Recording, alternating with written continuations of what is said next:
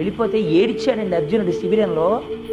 అనుభవుడు తండ్రి లేక మేము ఏడుస్తుంటే ఆ రోజుల్లో మాకు నాన్న అని ఎవరిని పిలవాలో తెలియక మా పట్ల అంత ప్రేమతో ఉన్న భీష్ముడి దగ్గరికి వెళ్ళి కౌరవులు మమ్మల్ని బాధ పెడుతుంటే నాన్న అని తెలియక మేము పిలిస్తే నేను నాన్నని కాను నాన్న తాతని అని ఆయన ఒడిలో కూర్చోబెట్టుకుని మాకు గోరు ముద్దలు తినిపించాడు. మమ్మల్ని పెంచి పెద్ద చేశాడు.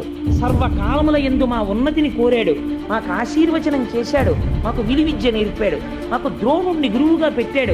అంతటి మహాపురుషుడు ఇవాళ వృద్ధుడైపోయాడు. తండ్రి కోసమని ప్రతిజ్ఞ చేశాడు. సర్వం త్యాగం చేసేశాడు.